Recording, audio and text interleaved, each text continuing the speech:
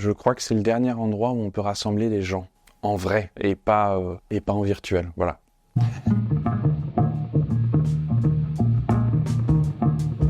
Bonjour, je suis Léo Cohen-Paperman, je suis auteur et metteur en scène. J'ai en fait fondé en 2009 un festival qui s'appelle Nouveau Théâtre Populaire et qui, comme son nom l'indique, s'inscrit pleinement dans la filiation de Jean Vilar pour un théâtre populaire et exigeant. Et je crois beaucoup en ça, je crois beaucoup à l'idée de pouvoir s'adresser au plus grand nombre.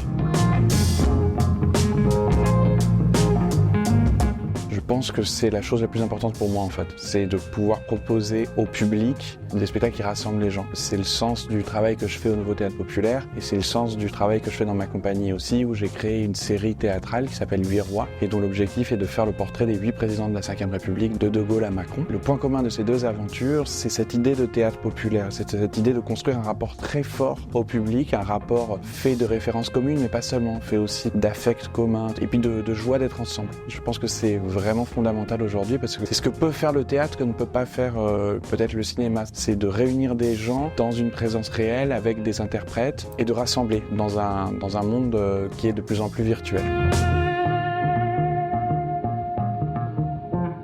J'utilise les outils numériques pour communiquer énormément, de plus en plus. Je crois beaucoup à ça parce que je pense que ça permet de toucher un public différent. Donc j'ai aucune réticence par rapport à ça, au contraire. La deuxième chose, c'est que je sais que justement pour l'épisode sur Emmanuel Macron que je vais sortir en 2027, j'ai commencé à travailler avec une technologie qui s'appelle le son binaural. C'est un 3D du son, donc le public viendra casqué aux représentations, muni d'un casque, et suivra la représentation avec la voix d'Emmanuel Macron, enfin de l'interprète qui jouera Emmanuel Macron, complètement spécialisé. Donc je trouve ça assez intéressant les rebonds qu'on peut opérer avec la technologie quand c'est au service d'une dramaturgie sur scène.